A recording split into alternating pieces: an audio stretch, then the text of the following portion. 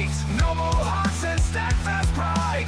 Detroit spirit, we wear it white. Feel the drive in the crowds embrace.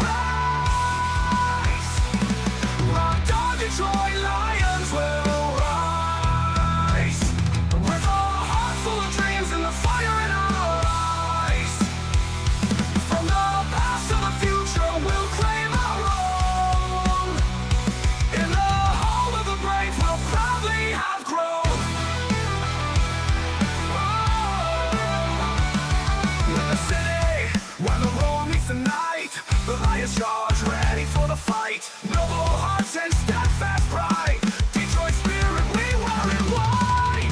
Feel the drive, hear the crowds embrace. This morning on the Rise to Grind Morning Show, we're going to talk about the new duo here in Detroit, Fire and Ice. Mike Kafka, Drew Petzing. Full of dreams and the fire in our eyes. From the past to the future, we'll claim our own. In the home of the brave, we'll proudly have grown. With every game, we rise and unite. Fueling the passion, igniting the light. Through highs and lows, we'll stand as one. A legacy, a tale that's just begun. Together we roar. Together we cry. Pro Bowl, who made it, who didn't? Another conversation this morning on Shedeur Sanders. Full of dreams and the fire in Bob Quinn gets another job? From the past to the future, we'll claim our own. In the home of the brave, we'll proudly have grown. So let's Trinity Benson meltdown. Got a text last night to talk about Trinity Benson. What did Brad Holmes do all the way back in 2021? I think this is going to be a regular occurring segment. Brad Holmes dropping knowledge. Here we go on the Rise to Grind Morning Show. Good morning.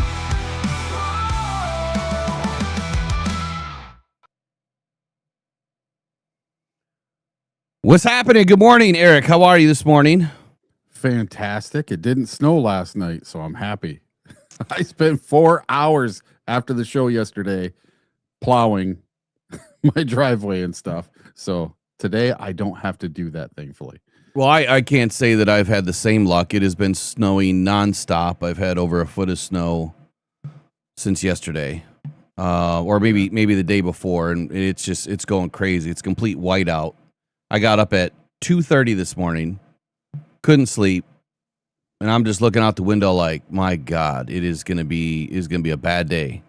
So be careful if you're out there on the roads. I know that Megan's on her way home from the hospital, so hopefully she's doing okay. Haven't heard anything bad yet, but just slow down out there. Take your time. No need to rush. It's better to be safe and ask for forgiveness if you're late. Couple of hot topics this morning. So I guess there was some crazy meltdown about Trinity Benson yesterday.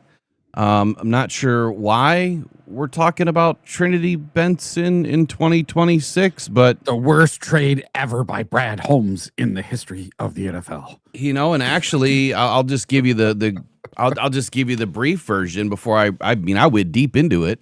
It wasn't the worst trade, and matter of fact, Brad is extremely intelligent. So when you actually listen to intelligence and you go through and you fact find and you do research, you might find out that there's a few more things to say about Brad Holmes that aren't so negative. So can you refresh my memory? That was what, 2021? 21. Brad's first season. In And Detroit. that was right before the season started or right after it started? Well, I since you want me to go through, I'll just go through it first. Yeah. Why 'cause not? We'll just kick it off. I remember, this is what I remember of the Trinity Benson trade, that it was with, I think, the Texans. Broncos. And it was who? Broncos. Broncos. Okay. And it was what, swaps of a seventh or something? I'll tell you all about it. That's what I remember. So it didn't cost anything. No, I mean, well, yeah, it did, but it didn't. So the Trinity Benson trade, it remains, I guess you could call it a fascinating case of early roster building philosophy. And whenever you take over a new team, and obviously you've completely thrown out the old The old playbook, the old roster, everything. I mean, the Lions were starting from ground zero. But Brad Holmes and Dan Campbell, it wasn't a move of desperation. It was more of a move of necessity, where they had to find either a diamond in the rough that Brad Holmes is really good, and then they also needed someone to compete or complete the roster after this organizational teardown. So it was a wide receiver room. It was back in August of 21. The Lions wide receiver room was arguably the least talented, if not the worst room in the NFL. Brad Holmes had inherited a roster that had just lost its top 3 options: Kenny Golladay, Marvin Jones Jr., and Danny Amendola. The Lions were entering what I call year zero, right? Ground zero. And the wide receiver room in 21, again, the worst in the league. What is he expected to do? So they had just lost 2,000 plus yards of production by the 3 that exited. Kenny Galladay's one and only great season that got him paid, and then he turned out to be a bust later. Marvin Jones Jr., Danny Amendola, like I said, 2,000 yards of production gone. Exits with those 3 players. So the top options now in the room: Tyrell Williams on a 1-year deal. He suffers a career-ending concussion week 1. Quintez Cephas, who was a holdover from the previous regime, and Khalif Raymond. That's it. There was no X-receiver on the roster, and Amon-Ra St. Brown was just selected, or about to be selected, just selected in that year's draft. So the Lions needed someone with speed. They needed someone that could stretch the field. And when you look at the preseason tape and then you evaluate the waiver risk and all of that, Benson just torched the preseason with Denver. He led the Broncos in preseason receiving stats: 8 catches, 80 yards, 2 TDs. But he was down on the depth chart. He was below Cortland Sutton and Jerry Jeudy at the time. So because the Lions were a top waiver wire candidate, they could have just waited for him to be cut, sure. But the trade guaranteed them a player that they desperately needed, including, giving up getting back a 2023 6th round pick in return to help mitigate that loss. So Lions send a 5th and a 7th to Denver. They get back a 6th and a player that they needed. They needed a receiver. They didn't have anybody, and they didn't have anyone to complement or complete the room. So I would call this a high upside flyer, if you will. So the Lions weren't just looking for a body. They were looking for speed. Benson had 4.4 speed. Some even say sub 4.4. But Benson's 4.4 speed was a trait that this room lacked entirely. Nobody else had the speed other than Khalif Raymond, but Khalif Raymond at 5'8", 5'9" is not, he's not a field stretcher with a big body downfield that's going to go make those contested catches, right? He's not going to be able to get downfield and body up those corners like Trinity Benson could, if he ended up being a decent receiver. This was a season where 134 games were lost by starters to injury again. The most in the NFL for the Lions. That is how their tenure started in Detroit. 134 games lost. So Benson was not just a necessity, but he was an insurance policy that they didn't know that they were bringing in at the time and what was about to happen to that wide receiver room. Now the question is, did they recoup any value for Trinity Benson? Benson's experiment didn't yield a ton of on-field production. No, 10 catches, I think it was 103 yards or something like that. But the Lions front office, what they do and what they have been doing is showing elite draft capital gymnastics. In the following year, the 2022 draft, despite giving away their 5th and their 7th for that season, right, 2022 for Benson, the Lions ended up with 9 total selections in that draft. More than the 7 that are customary, standard, right? You get 7 picks, 1 through 7. In the 5th round, while they gave up their 5th round pick to Denver, they effectively replaced the value by navigating the board, utilizing compensatory picks that they were awarded 3 that season, including a 3rd rounder.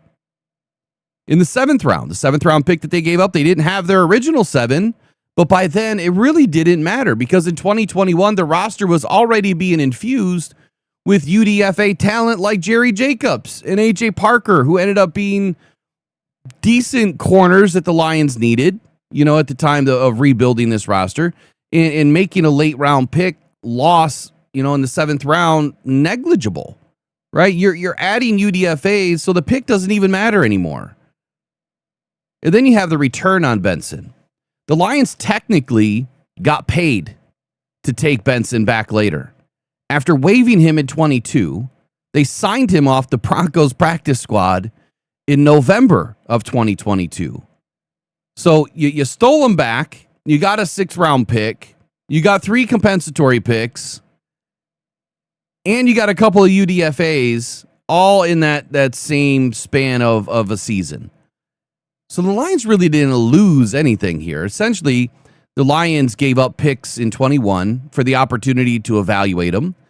And when they traded him away, or waived him, really, they didn't get a direct player in return, but they regained a roster spot for the emergence of the Sun God and eventually Jameson Williams. The outcome: Benson was the 2023 6th round pick. Benson.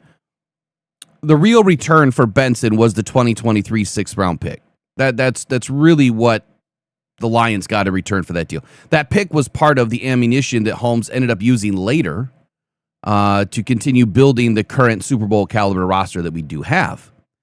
Now, the aftermath, did they get any picks back? No. They gave up their original 2022 5th and 7th, but Brad Holmes replaced those assets through other moves. When Holmes traded for Trinity Benson in 21, he wasn't just spending a 5th and a 7th. He was operating with certain knowledge. And this is where fans get separated from what these NFL GMs and coaches do, okay? Including myself. When he's operating with the knowledge that in 2022 that they were going to receive a massive tax return, anticipating the formula for the compensatory formula, Brad Holmes knew that by letting all these high-priced veterans like Galladay and Marvin Jones and Jamal Agnew walk in free agency, that bringing in low-cost replacements like Jamal Williams at the time, the Lions were mathematically guaranteed to get high compensatory draft picks. So he's operating, again, with this knowledge, understanding that I'm not wasting anything giving away a 5th and a 7th. I've got all these compensatory picks coming back at me.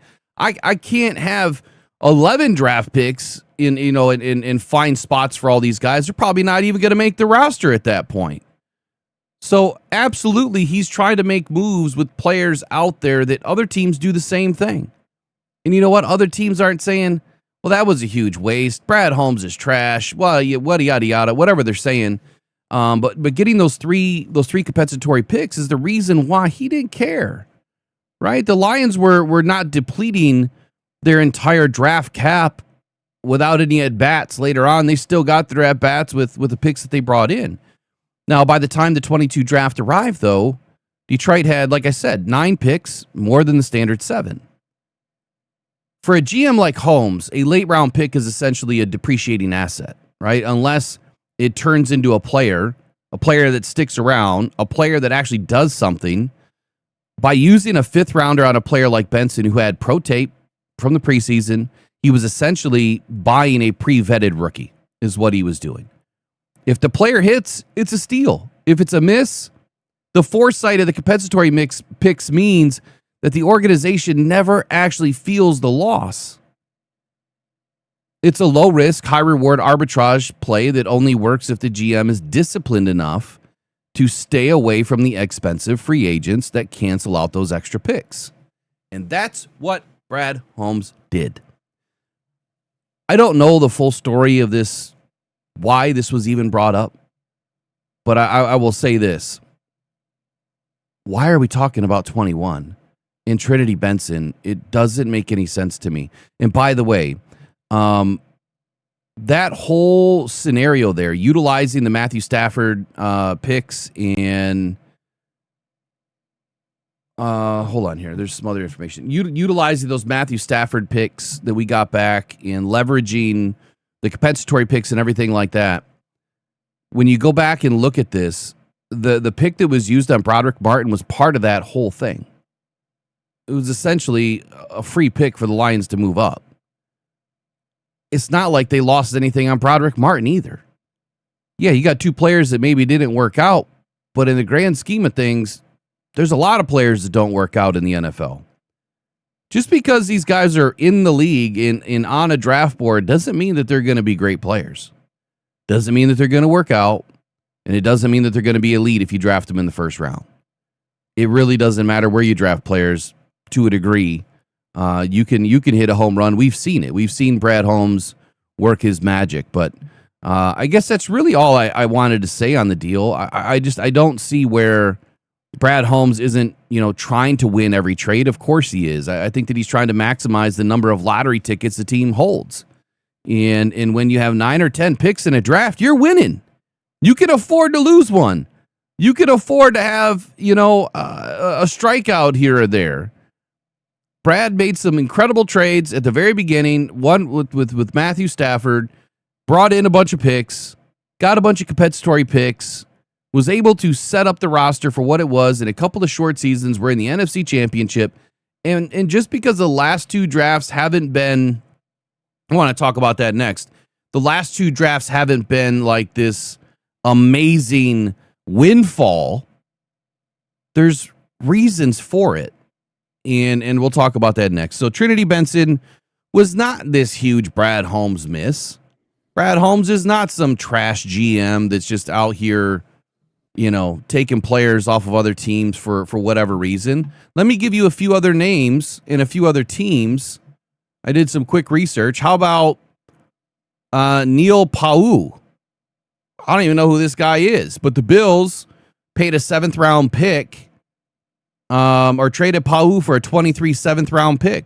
And let me go back to the Bills sent him to the Raiders. So the Raiders paid a 2023 7th round pick for Neil Pau. Who's that? Or how about Jalen Reagor? I can't remember how Reagor did. I don't think he had an incredible career. But Reagor was traded from the Eagles to the Vikings for a 23 7th and a 24 4th, conditional 4th. How about Laviska Shenault? Who's this dude? Well, the Jaguars sent him to the Panthers for a 23 7th and a 6th and a 24 6th. How about Amir Smith Marset? The Chiefs sent him to the Panthers for a swap of conditional 2025 7th round picks. Von Jefferson, who actually had a couple of decent games in his career, he was traded from the Rams to the Falcons for a 25 7th and a 25 6th. So there's plenty. There's another one, John Mechie, right? He didn't have a good career so far, right? What was the stats that you found for John Mechie? Oh God, not so hot. So Mechie in his career, let's see. I got to go back to. Well, he was traded from the Texans to the Jets for a 2020 Mechie plus a 27 6th for a 27 7th and Michael Carter, cornerback. So John Mechie really hasn't worked out. Yeah, I mean, I think John Mechie's played a lot better than what Trinity Benson has. But the point that I'm trying to make with all this is that's pretty similar. Mechie had 274 yards and 2 touchdowns. And let's see, Benson had 10 receptions for 103 yards and no touchdowns. So 274 and 103. 2 touchdowns and 0 touchdowns. Not much difference. He about doubled his production on the receiving. A little more than double. Sorry, we had a caller that was actually Smoking Jeremy B that was trying to call in. Okay. But I didn't hear what you said, but Mechie's stats are very similar to Benson. Is that what you're saying? Almost tripled the yardage. Okay. But played more games. So, played more games. There you go. Yeah. The point that I'm trying to make is nothing special. 245 yards. These types of things happen all the time. Every year. There's trades that happen that don't work out. Go figure. It's not like It's not like Brad Holmes hasn't hit on the other 85% of the draft picks, right? I don't know why we're attached at the hip to Benson and Martin and Hendon Hooker. It's like you have to spend your draft pick. And I think what the funny thing is that us as fans first, I think that we get ingratiated with hindsight. Hindsight it's a bad game to play, especially as a fan. Because what happens every year when you regrade the draft, you go back, you look at the draft, and you say, well, why didn't the Lions take that player? He was drafted after the Lions selected in the second round. Why didn't we take that player in the third round? Well, he was selected after the Lions picked. Well, Brad Holmes must suck. No, it's you don't know what these players are going to do. Matter of fact, some of the players, the prospects that we're going to talk about, throughout the next couple of months, a lot of them are graded extremely high and don't turn out. You might want to thank Brad Holmes for not selecting some of these players that had these amazing grades, right? Amazing workups, and they turned out to be dumpster fires.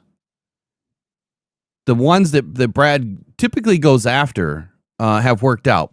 I want to talk about two more things kind of with draft-related topics here. Does anyone remember what happened in 2021? For what? Just in general. What massive events happened? Taylor Decker caught 2 balls for 4 yards. TJ Hawkinson was our leading receiver through most of the season. No, I'm sorry, 2020. What major event happened in 2020? In 2020. Yeah. Not even football related. Oh, I don't know. COVID. Yeah. I got to be careful probably with that word on YouTube, but maybe a lot of fans don't understand this, but players that were coming through the draft from 2021, 2022, a lot of those guys were going to be crapshoots.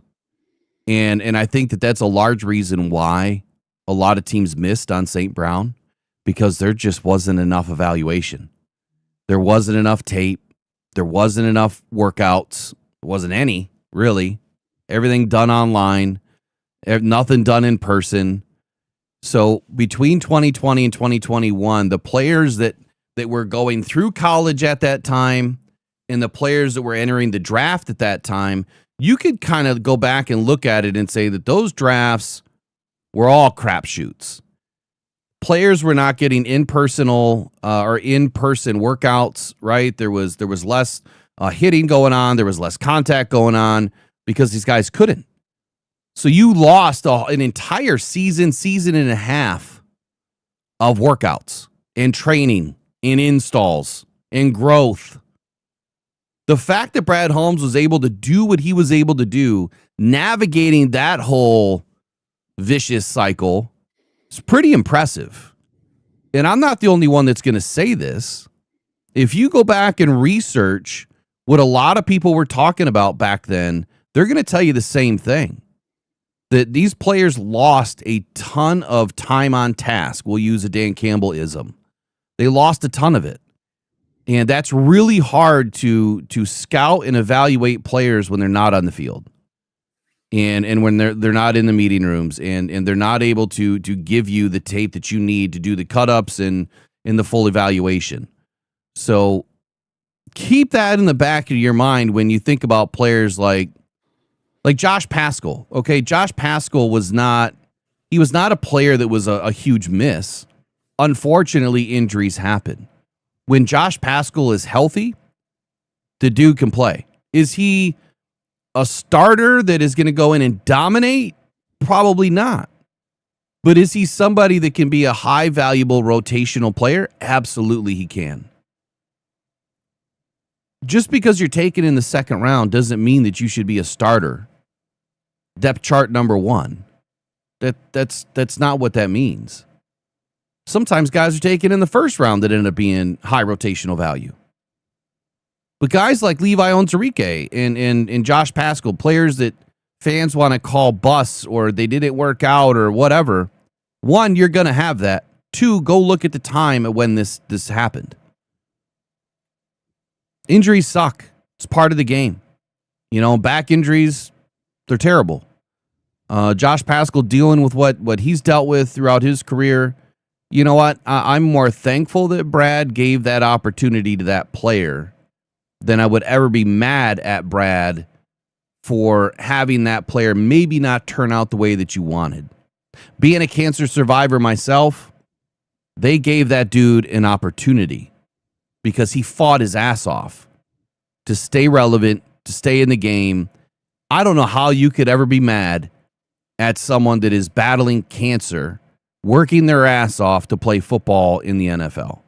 To me, people that want to talk trash about players like that, you're trash yourself. Sorry, you are. Look at it from the other perspective. That player wasn't even guaranteed the next day to wake up, and he was able to give a bunch of snaps to the Detroit Lions on Sundays. That's a win, and you should thank Brad for that. That speaks to, the type of character that Brad Holmes is. And speaking of Pascal, even if he does not come back to the Lions this year, even if the Lions don't extend him a contract, yeah, I would suspect that he would end up playing with someone still. It's assuming that we don't know what we don't know, right? That he's not actually sick. You know what I mean? Yeah, if he's healthy enough to play. Yeah, and I would agree with you there. I think so too. But I think maybe the Lions would want him back if he was healthy enough to play. I think so too. But I think at some point, I think Brad is going to start to kind of just do that whole deal and start walking away from some of the previous players that he can't hang on to. That's the only thing that I would ever say about Brad is I think so far what we've realized about him is he's a player's GM because he wants to build relationships and he wants to build that player's development, and he wants to re-sign that player because he knows the more you're in your system, the way that you want guys to do things, the better it is all the way around. But sometimes players don't work out, and I think that you won't see a ton of free agents that come in simply because Brad has a vision. Now, that may take a little bit more time to get to a Super Bowl in some cases. Some of these other teams brought in a lot of free agents. They weren't really high-priced free agents. They weren't big-name free agents, but they brought in guys that maybe had a little bit more playing experience, and that may have gotten them over the hump a little bit quicker. I don't think that's really the case for the Seattle Seahawks or the Patriots so much as I think that they've had a lot of luck. They've hit on a lot of things, and that's part of it, man. You just got to be lucky. I mean, they're right where the Lions were 3 seasons ago, knocking on the door of the Super Bowl, except they got to open the door and walk through. All right, so we talked about what happened in 2020. I hope I'm making sense there that, when guys can't practice, it's pretty tough to evaluate. You lose a lot of. So some of those players are going to take more time to develop. Does that make sense? Yeah. You lose the whole year. The whole landscape of the NFL and drafting got thrown on its side. Yeah. And you have a brand new GM coming into that. Right. That's one for him to pull St. Brown out of that is an absolute miracle. I just don't get the anger, the resentment, the hate, and quite honestly, I was getting in little spats yesterday on Twitter for whatever reason. When I look at, when I get told by fans, hey, why can't we push back at Brad Holmes? And you can. You absolutely can. I do. I don't do it a ton, but I do it, I think, from a different perspective. When I look at what a lot of fans are doing right now, and there's a lot of toxic behavior, they're not evaluating Brad or his misses or the roster construction. They're not breaking down what Drew Petzing is and actually what he's bringing to the team and installing. They're certainly not offering anything resembling informed criticism. What they're doing is something entirely different. And it's not everybody. And I'm not picking on any one person. To me, it's like manufactured outrage. It's a cycle built on bad faith takes, zero football education, and I mean that loosely, and a desperate need for attention because maybe some of these people are social media creators or whatever. It isn't a debate. It's not analysis, and it's not really accountability. I see it as like gaslighting driven clickbait. That's what I see. It's a performance. It's not an argument. I feel like it's just poisoning the environment around the team and the fan base. And we know it has. I mean, we've heard from Davenport. We've heard from Amon-Ra St. Brown. We've heard from Josh Reynolds. We've heard from many others. The behavior that's misinforming the fan base, it's dividing the community. It's starting to bleed into the locker room because they're hearing the crap.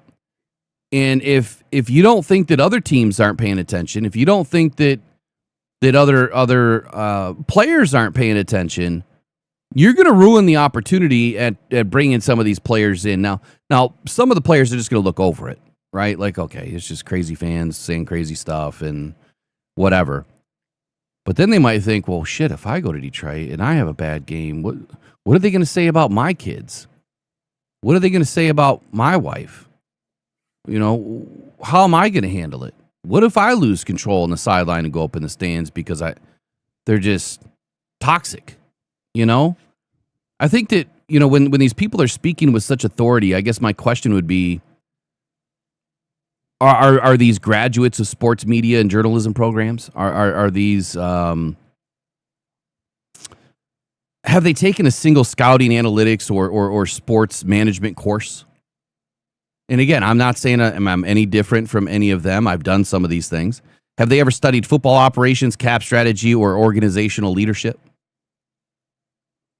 Do they have any background in coaching, playing outside of Pee-wee or high school? Do they know anything about player development or even a basic literacy and scheme?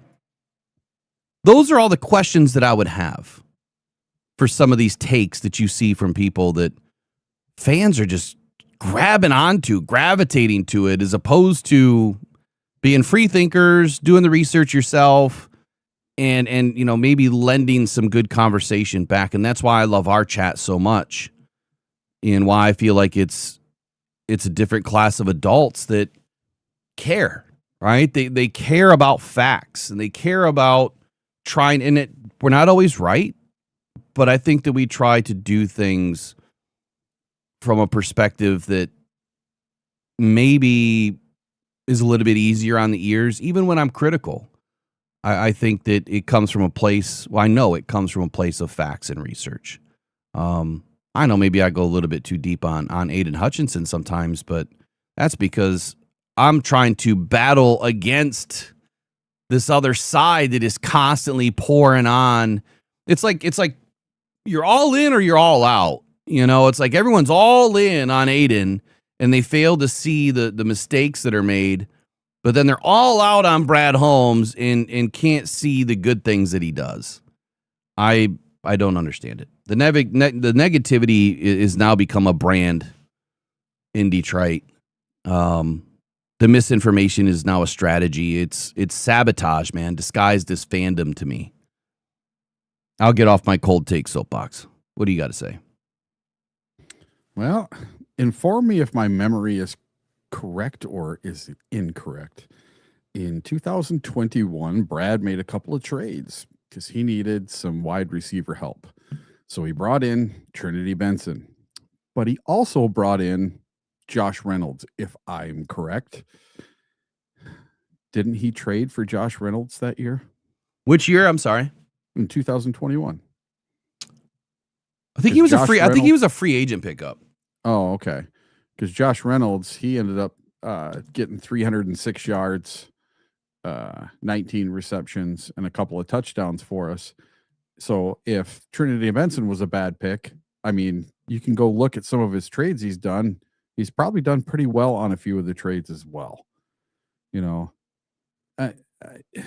you can't just look at one trade or one draft pick and say, oh, that's it. He's horrible. He's bad, yada, yada, yada. You also got to look at the ones he got right, not just the ones he got wrong. Yeah, I think eventually what they do is they kind of just they wash each other out. They cancel each other out.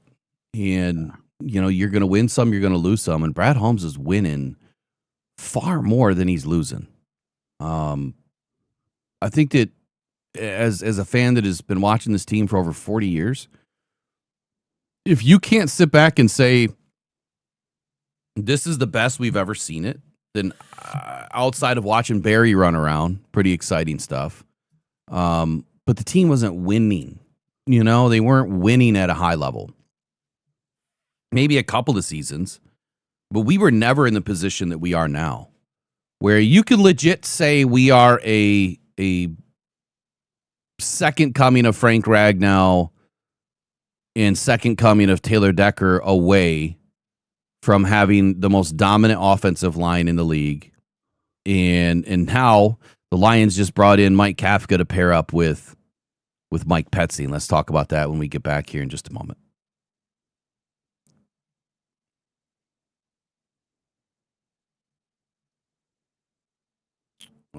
Maybe now?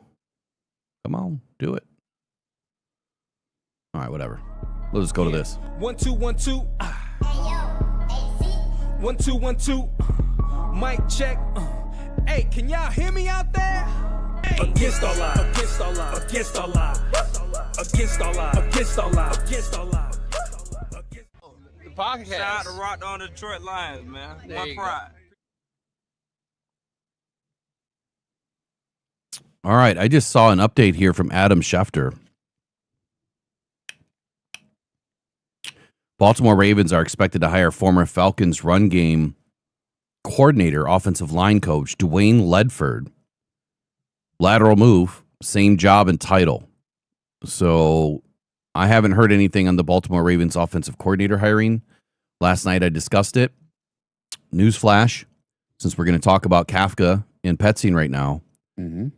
I don't know if you listened or heard any of the live last night, but the conversation that I had yesterday about Scotty Montgomery is that Kafka may be the safety net.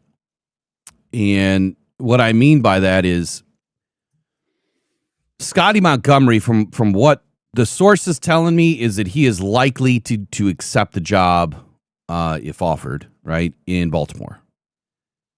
And so yesterday, Scotty's interviewing, right, and we hear that Kafka, or he's about to interview, and Kafka, we hear, is getting signed. Well, the Lions already have an offensive coordinator. Why would you bring in Kafka? Why wouldn't he be considered for any other job in the league unless this was a job that is going to be just under head coach and just above offensive coordinator, and that would be assistant head coach? That's my understanding. It doesn't mean that it's going to happen, but that's the word, is that more than likely if Scotty's offered, he's going to accept the job, which means we needed to have a replacement. So, and if if Scotty Montgomery comes back, more power to him. That means the Lions roster of coaches just got that much better. But if we lose Scotty Montgomery, I think we're losing a major piece. So where were you yesterday when you heard the Kafka signing? Home. Sitting inside. Looked at it on, what did I say? I saw it on Facebook or something. No, not Facebook, but X somewhere. Maybe Adam Schefter, just checking stuff, and happened to see it and posted about it. And that's the first thing I thought was, oh, this means Scotty Montgomery is gone. So to me, it means that Scotty knows that he's getting a position with the Ravens. That's what it would tell me. And he's known for a little bit that he's been interviewing for it. And that's the one thing I said for this offseason, is that Dan Campbell does not want to be caught again with his pants down when it comes to a coaching hire. He wants to be on top of it and ahead of it, not behind it, and be caught trying to pick up the scraps when there's no scraps left. You want quality coaches, not whoever you can find, whoever's available. Yeah, and I think that this does that. I think the other thing too is when you have two offensive coordinators on one roster, bona fide offensive coordinators on one roster, you're like you're saying, you're prepared if one of them were to take off next year. You're also prepared. Let's say Petzing doesn't work out. Kafka is inserted right away, and you know what? Nobody would even know, probably, unless they were to recognize that someone else is calling plays on the sideline. Have no idea if Kafka is going to be up in the box. Maybe they like the idea of having an offensive coordinator type individual up in the box to kind of see what's going on. They can communicate things down. I mean, you have guys up there anyway that are kind of doing that same thing, right? They're constant communication back and forth. But now if you have Kafka upstairs and he's able to give you a different view of things and lend some credible information down to, to Petzing or whomever, right, is taking that communication, most likely Petzing. Dan Campbell probably hears it too, that they'll be able to monitor their situations on the field and make some adaptations to, their play calling or whatever. But I went a different direction with this yesterday. One, this is the chess move of all chess moves, in my opinion. They completely checkmated Ben Johnson. You didn't just go out and hire Ben Johnson's, best man or whatever he was in his wedding, which that was a diabolical move that, Chris Long said the other day is, how do you do that? Now you're on the sideline looking at Ben like, I got your dude, bruh. I got your guy. And it was funny when Chris Long said, now you're just going to have to erase that contact out of your phone. Like, we're no longer friends.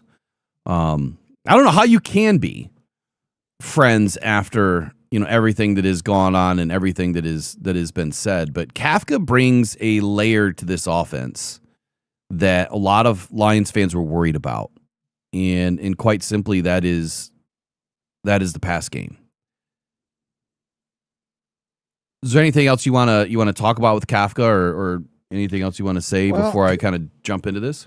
Sure. So a lot of these teams are finding out you're going to be late to the party when it comes to hiring assistants and coordinators and etc. Because teams, just like we talked about last week, like the Green Bay Packers, they lost Jeff Hafley to be the head coach of the Miami Dolphins, and now he's taking two assistant coaches with him down to Miami from the Green Bay Packers. And that means the Green Bay Packers are going to have to get a replacement for Sean Duggan, their linebackers coach, who is also going to join Hafley down in Miami. And then they're going to have to replace Ryan Downard, who had been with the Packers since 2018, and he decided to join the Dolphins staff as their secondary coach. So that's two coaches right there, one going down to be his DC and one going down to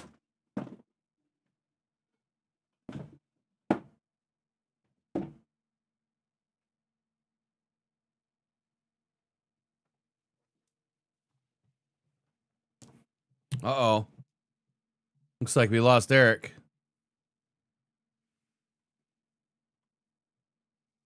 Uh-oh. Lost me too. What's going on here? There we go. He was having internet issues the other day. I don't know where he left off. Let me just see if I can see him in the back room. I don't. We'll wait and see if he jumps back in. But while we're waiting, I'll go through what I went through in my video. Which I apologize. This morning it was not supposed to premiere at 7:30.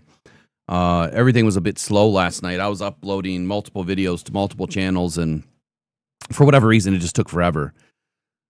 Typically, throughout the season, I'm trying to get back to doing the podcast version that'll be on the Believe Network this year. At least that's the goal. I've got to get to 5,000 downloads. So when I get everything rolling, When I get everything rolling, I'll need everyone's help to quickly download it so we can get up on the Believe Network website.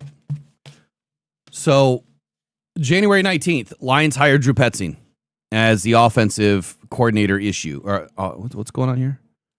Issue with what? Internal issue.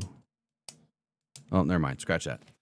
So January 19th, Lions hired Drew Petzing as the offensive coordinator.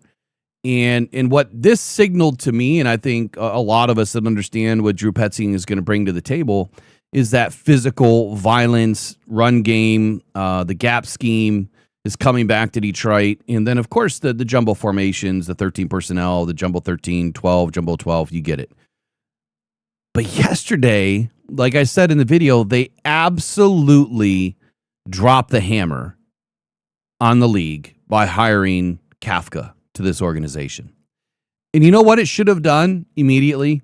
It should have shut up all those fans, right, that were just trashing Brad and Dan and saying, what are you doing bringing in this ho-hum guy, Drew Petzing? I'm seeing people call Drew Petzing Lex Luthor. Like, is that what we are as a fan base? Like, are we that petty?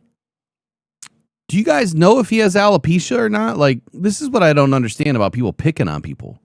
It just doesn't make any sense to me. Like, when are we going to grow up and get away from this childish, fifth grade recess crap?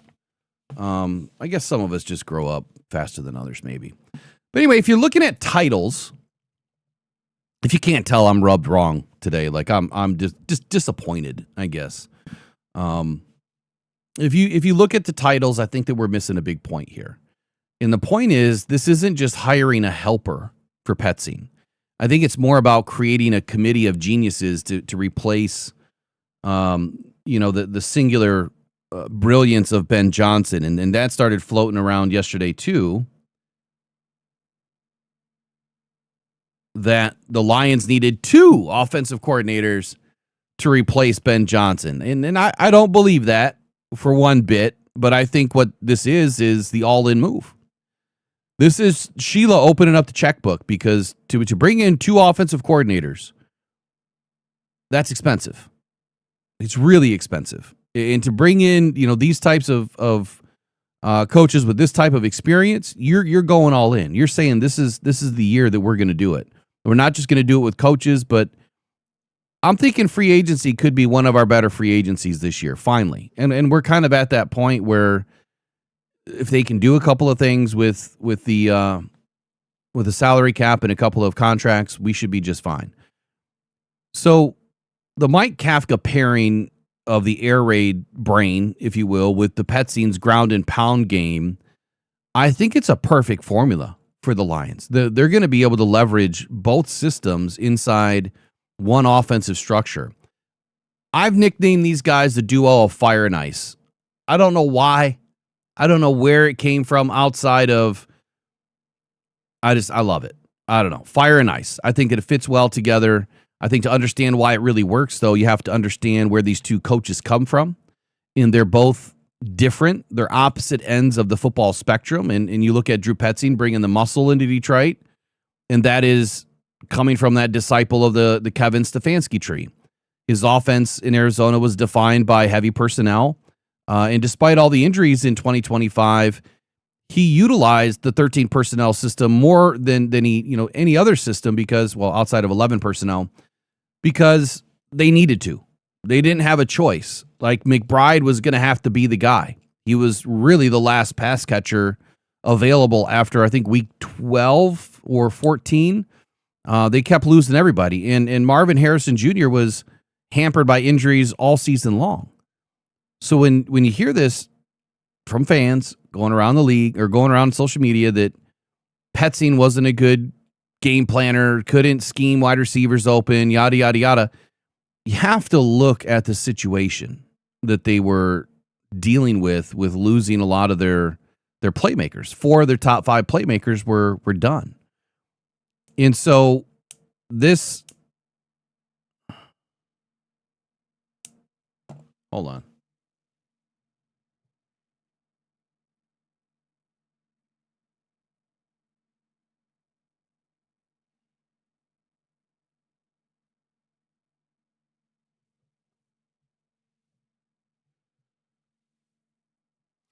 This system with Drew Petzing is going to be predicated on.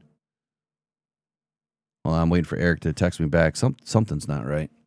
It's going to be built on the gap runs, the power, the counter, the duo, the 13 personnel, which obviously, he lost internet, displaces defenders. Like that's your goal. It's bully ball, man. Bully ball in a phone booth. That's what it is.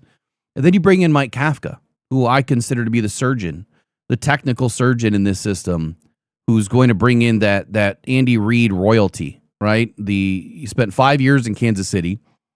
He was Patrick Mahomes' quarterback coach during that time and during that Super Bowl run.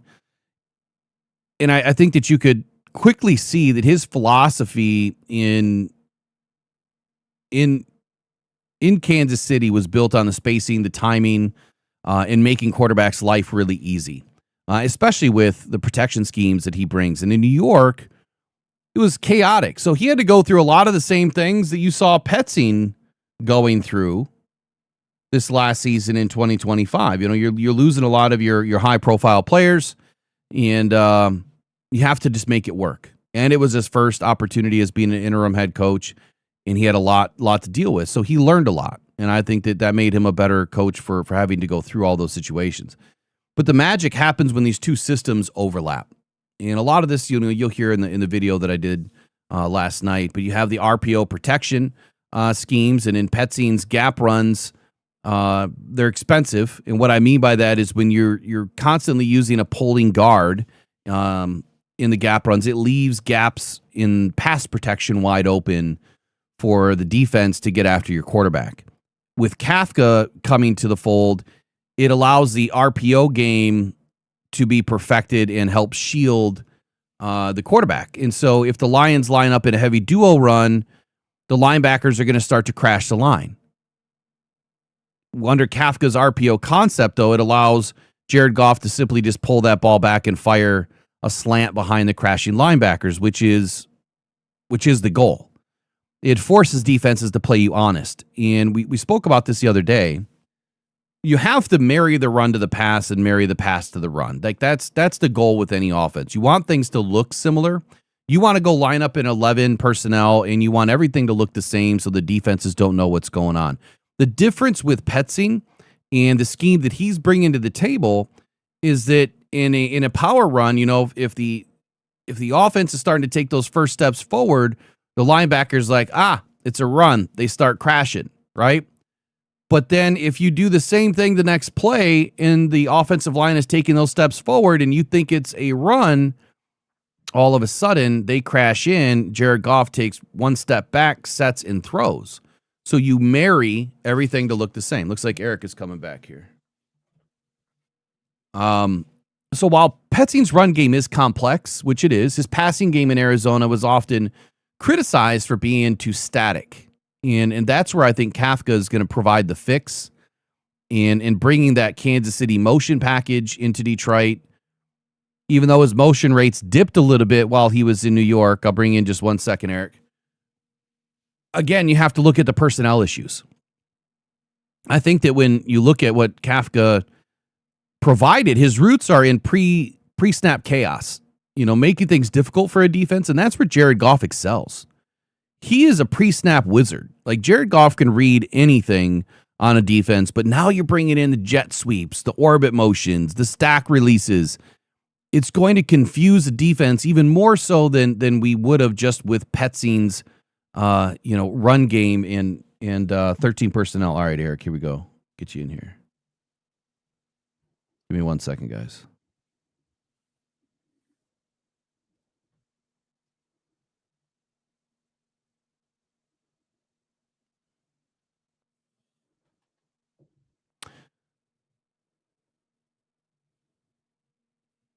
All right, there you go. Welcome back. Hey, I have no clue what happened. Hey, it's technology, dude. So the Goff factor in all this, I think the biggest winner is Jared Goff. Drew Petzing will give Goff a run game that keeps him in manageable third downs. Kafka's going to give him the freedom empowering his quarterbacks is what he does, but changing the plays at the line of scrimmage, giving him that freedom. And Dan Campbell's already given him that freedom. Last year, you saw Jared Goff calling way more at the offensive line than he has in seasons past. I think that when you combine these two together, that's where things really start to play out. To where the Lions have the best of both worlds, run and pass. You marry it together. They're not all that different. They're really not all that different. Matter of fact, a couple of things that I could speak to real quick is, if I can find it. I don't know where I put all my notes on this. Here we go. Here's a couple of keys that I want to talk about. So Mike Kafka being the surgeon, right? This is where things get great in Detroit for the offense. There's a big misconception with RPO. I think when people think RPO, they think you need Lamar Jackson, you need Jalen Hurts, you need Patrick Mahomes, the run-pass option. That is false. What you need is a fast quarterback, or you need a fast quarterback, yes, to do the read option, right? You need a quarterback that has wheels to do the read option. That's where the quarterback is going to keep the ball and run. You need a smart quarterback to run the RPO. And that's where the quarterback pulls the ball back and throws. So two distinct differences there between those systems, and I think they're oft confused as the same system when they're really not. Kafka is going to bring the mechanics to this, which is replacing Jared Goff's legs, or the legs, in this system, by using his arms. I think, or using his arm, not arms. I think that I've got a new one for you, Eric. You didn't hear this one yesterday.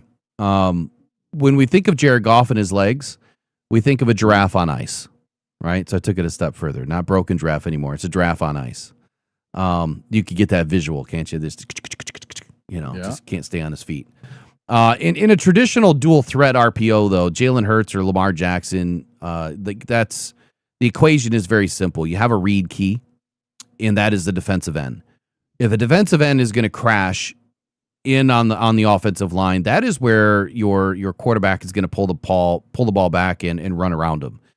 If a defensive end stays, right, that's where you hand the ball off, leveraging that speed of the running back to get around or smash through a hole, inside the tackle. In the pro style of RPO that Kafka will bring to Detroit, this is where that equation changes. Jared Goff isn't the runner. The ball is the runner. The read key is now creating conflict with the linebackers. If the linebacker steps up to stop the run, Goff pulls that ball back. He throws a slant or a glance route right behind to Sam Laporta or whomever we have, right?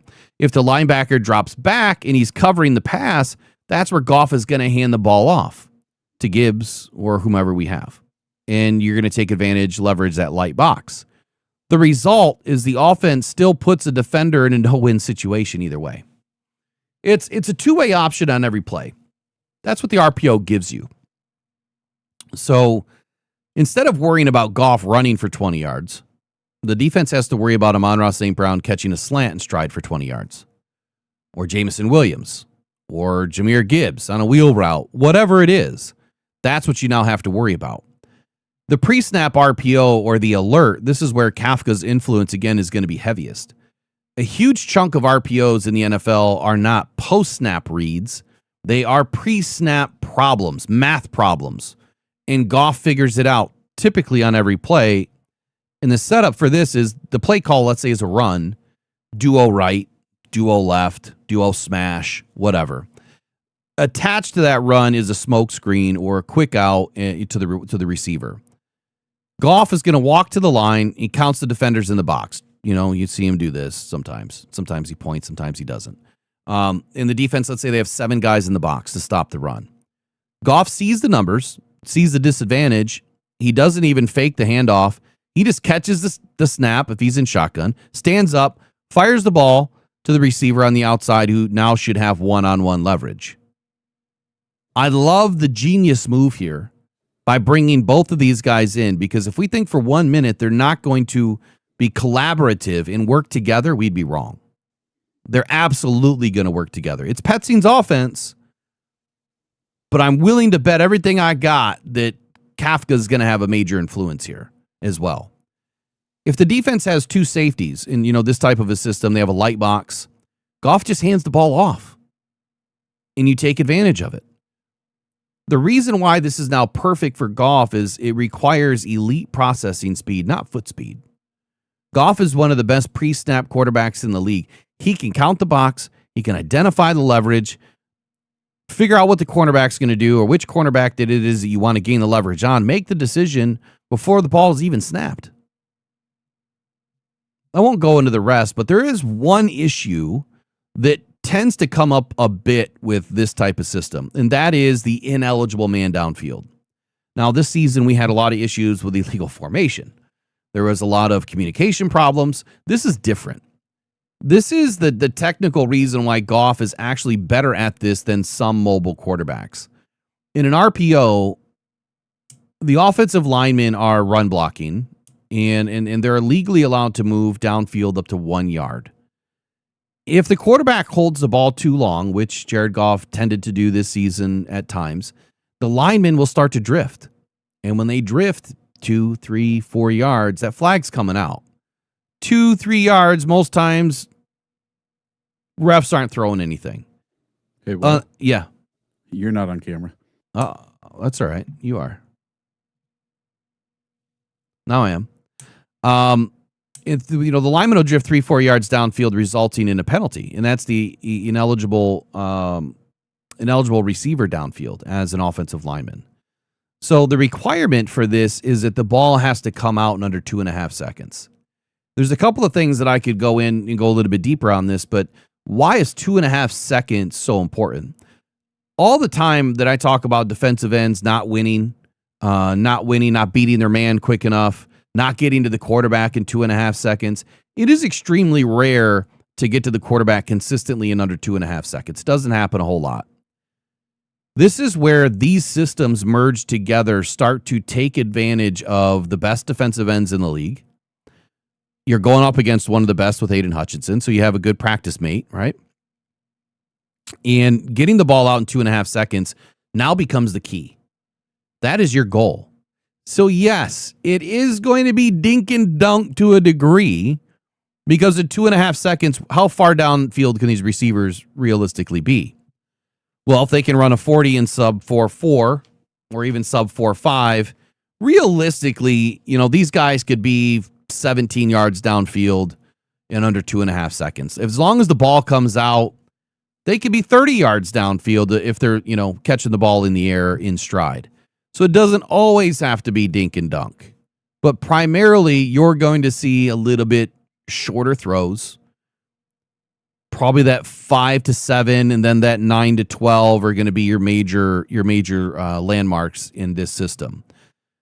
The Goff factor is simple, man. He has one of the quickest release times in the league. I know a lot of you probably don't think so, but he does. He doesn't panic. He will stay in there to the last 100th of a second and take that shot from the player and taking the shot downfield.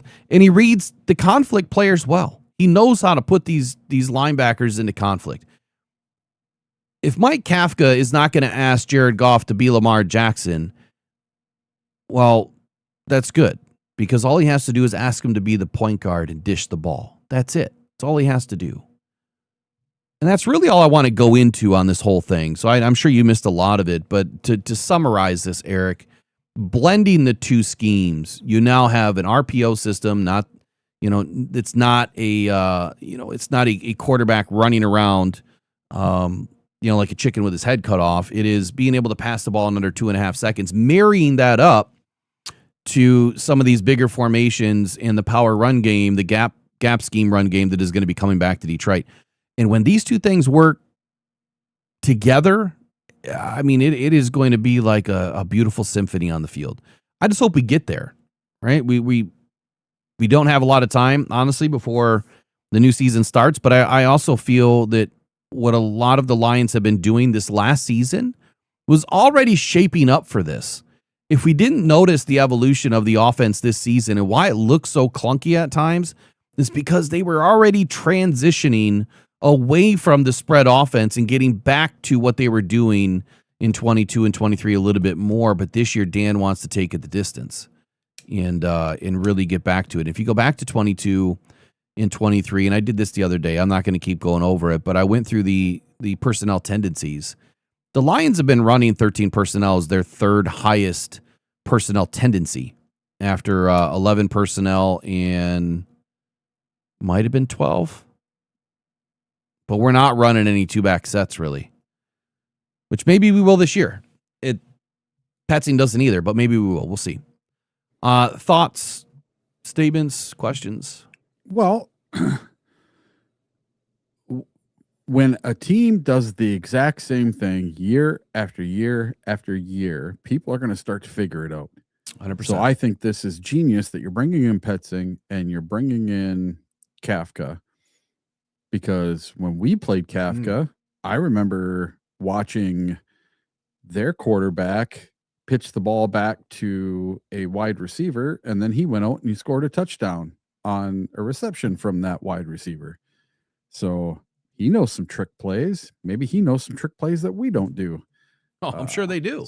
Switch it up a little bit. And having two new guys in there, man, they're not going to know what we're going to be doing. Are we blending Dan Campbell's offense with Petzing's offense? Are we running Petzing's offense? Are we blending Kafka, Petzing, and Dan Campbell's offenses all together? I think it's going to be a mix of all three, and you're going to see some stuff you haven't seen before, which is kind of a nice way to go into a season. You're going to see some things you haven't seen out of the Detroit Lions before. It's not going to be all predictable, same old. And hopefully when we get to some 3rd and 1s from our own 17, we'll do something just a little bit different than we did in the past. Yeah, I mean, at the end of the day, it's gap scheme in the run game, and it's an RPO West Coast offense hybrid in the pass game, and blending those two things together. I mean, the gap scheme that Petzing brings, it already is a West Coast hybrid style of an offense, because you're utilizing a lot more, bigger formations, jumbo sets, the 13 personnel with your tight ends. And, your tight ends they're not zipping downfield going 100 miles an hour, right? I mean, they're not stretching it vertically. But if you even watch what the Rams do, like the Rams ran 13 personnel over 34% of the time this year. And look how Puka Nacua is able to leak out into the boundary consistently 12 to 15 yards up the field. And it does require a quarterback that can, layer that pass and drop it into a bucket. But if you get him isolated, Amon-Ra St. Brown or Jamison Williams or whomever, if you get any of them isolated on a linebacker, it's curtains. It's curtains. And I don't think it's going to happen very often, but, sometimes it might. That is why I kept bringing up the point, Eric, that Isaac TeSlaa lining up in a tight end formation is not making him a tight end.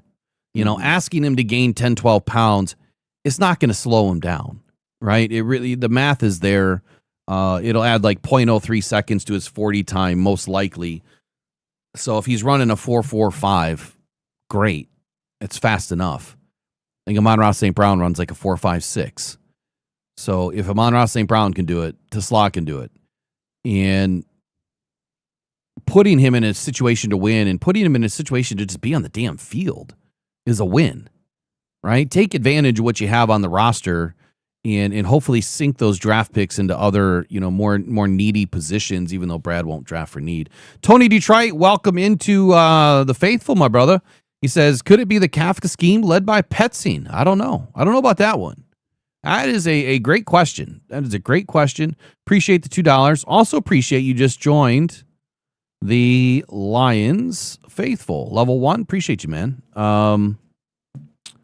Welcome in. Let's get you some sort of sound effects. I'll get my sound effects fixed soon. Here we go. I'm loving it. I did see that someone asked about Jared Goff's average time to throw. Now, interesting fact, this year in 2025, advanced passing metrics from Pro Football Reference state Jared Goff's pocket time, 2.3 seconds. And pocket time is defined as average time the quarterback had in the pocket between the snap and the throwing the ball or pressure, collapsing the pocket.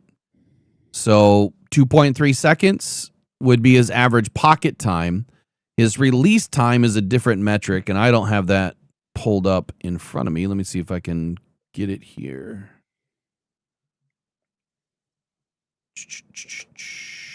Might have to open up Pro. Pocket time by Fantasy Pros has Jared Goff at 2.3 seconds as well. I mean, so it's definitely fast enough. If you got to really get it out in under 2.5, 2.3 is just fine. I think some of this, though, is going to be conditioned on pocket collapsing because our offensive line was not the greatest this last year. Please put your questions in caps in the chat if you guys would like us to look anything up, talk about anything. Trace has a question. Eric, I'll let you answer this one. Do you think that Jared Goff is going to roll out more to help extend plays and that they'll tell him to go ahead and run if he sees an open lane to get some yards? So I would love it if he did that, but I doubt it very, very highly. Yes, Trace, I believe that he will. I think he's going to roll out for sure. Listen to this. So go back to. Okay, hold on one second. I'm gonna look something up. Gonna take a second here. Jared, it's all right. I know what Eric's thinking though is he's thinking It was all a dream. the Jared Goff took off for 10, right? Well, I'm going back. It was all a dream. Keep dreaming, buddy. I'm not. Let's see. Let's see. Using Tesla as a tight end. Look, that's my thought process is that he will at least be in tight end formations. I don't want him to bulk up to 240, but he's 6'4", 215. Laporta's 6'3", 235. Sometimes he's listed at 240. If you put 12 pounds of muscle on Tesla, it's not going to slow him down. He's going to have a bigger presence in the blocking game, and he'll be able to body up some of those guys. Tesla can be our contested catch guy. He can be a boundary weapon and a red zone weapon. He's going to be the faster version of everybody else on the field that's lined up as a tight end. And, some tight ends are not all 6'6" or 6'7" or 6'5". I think Trey McBride is 6'5" or 6'6", if I'm not mistaken. I want to see the Lions go heavy at Trey McBride. I know a lot of people keep talking about edge, and we need an edge, and this, that, and the other thing.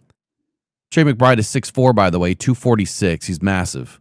I think the play here is if Arizona is willing to play ball, you go get Trey McBride. You bring that guy into Drew Petzing's scheme. I'll give you a couple of names today that I'm looking at that I will work up today. Chig Okonkwo. I think that's how you pronounce his last name. Chig Okoronkwo. Okonkwo. I don't know. Okonkwo. He's a free agent out of Tennessee. I really like this guy. I watched some of his tape over the last couple of days. 56 receptions, 560 yards here in 2025, 2 touchdowns, but with Tennessee, right? With Tennessee. As far as games played this year, I think he was active in every single game, and he had a 10-yard average. This is somebody that I believe the Lions could definitely utilize and take advantage of his youth.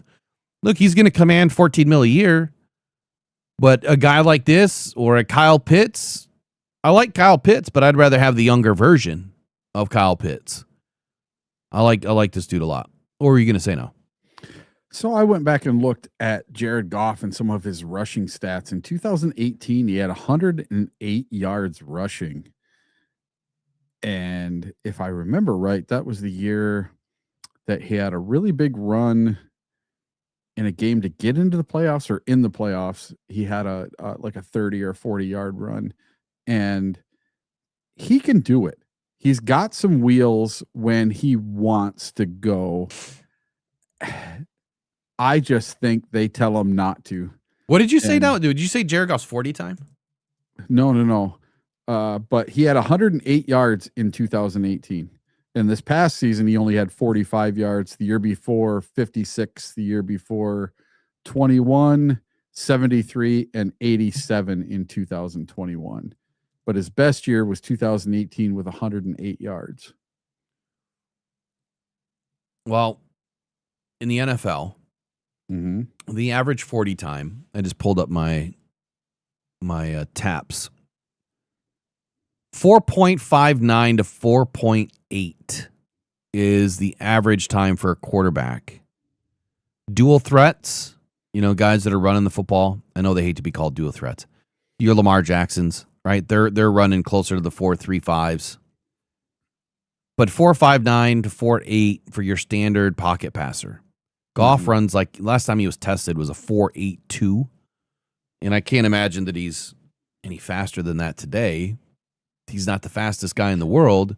But if you have an open lane, yeah, you got to take the yards. You don't have to be fast when the entire field opens up and there's no one in front of you and you can run in for an easy score, which he could have done this year. Right. Well, no. I know what play you're talking about. We already hotly debated that one. He would rather not take the hit and smartly throw the ball. Yeah. There was a question in here by Tony Detroit. He said, I'll need you to clarify. Where did it go? He said, is Brad on the hot seat? That's question one. Question two is what they said about Demo true, that he is happy to have Petzing come in. You have to clarify the second one. Yeah, so, I haven't heard anything. As far as Brad being on the hot seat, no. As far as Demo being happy, my guess this week and last week was that bringing Petzing in would probably make David Montgomery feel a little bit better that he's going to get more heavily utilized. He's not going to be the number one, but at least getting more opportunities, more carries. Last year, you only had 159 carries, which was about 30-ish less than the season before. Yeah, you would think that it would make him feel better. However, the call that I took yesterday morning on the morning show was that towards the end of the season, that David Montgomery was kind of done. Like was already thinking of requesting a trade if the Lions weren't going to look. And then you heard, Brad Holmes talking about it in the final exit interview, and it sounded more like a breakup mixtape.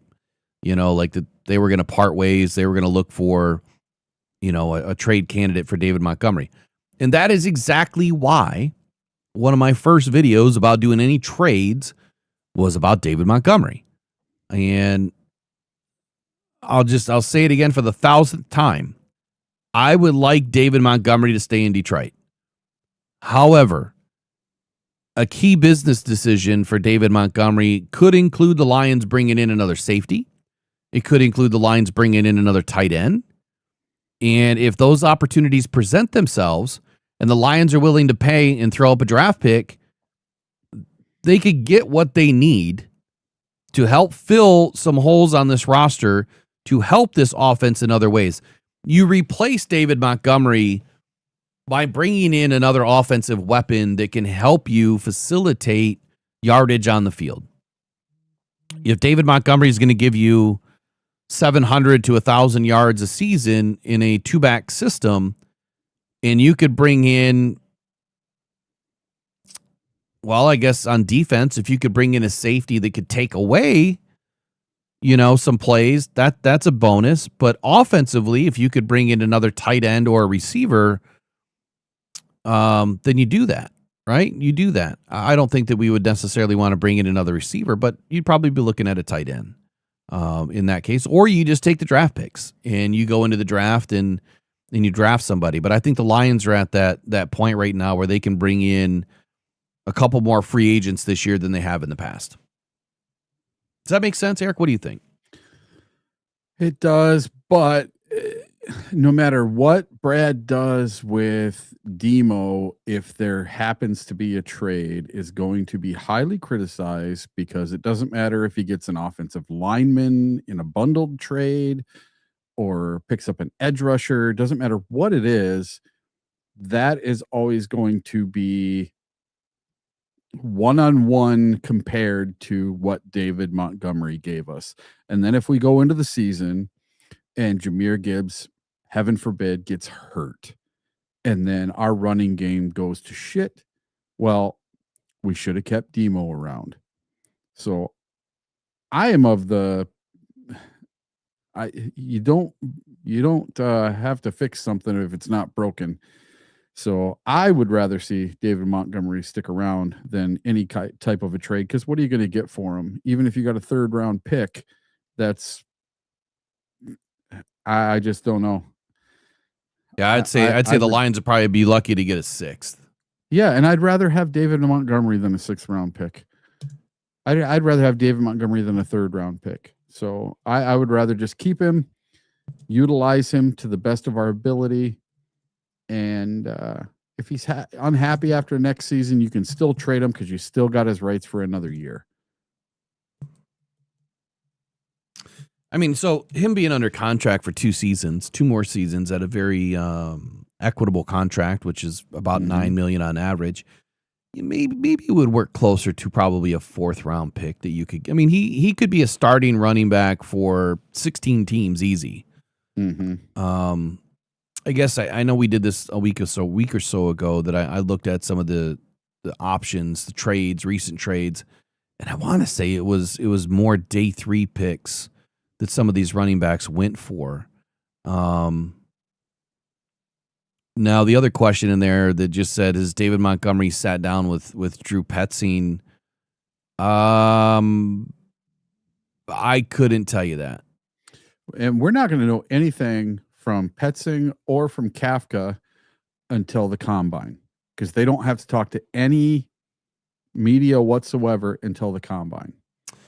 Yeah, and that's just head coach and GM, which will be. I can give you the dates real quick. Dates and times. I don't know which date and time Brad and Dan are going to be, but general managers and head coaches.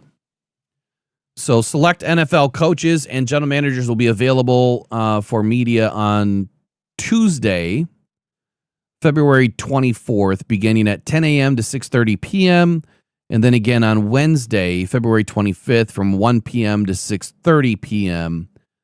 So our guys will be slotted in there somewhere. Brad and Dan usually don't go on the same day, if memory serves me correct. But we'll see how that plays out this year. So I don't know where you heard this Drew Petzing rumor with David Montgomery, but I don't see anything verifiable. I have not heard anything. No clue. There's so much stuff flying around on the internet right now, and 99% of it is fake. Yeah, if you saw it on Facebook, it's definitely fake. Yeah, well, even Twitter, I've seen so much fake stuff, and they look real, but they're not. And a lot of them, I mean, they even look like it officially came from Adam Schefter. Well, the first thing I do is I go to Adam Schefter's page, and if it's not on there, he didn't send it out.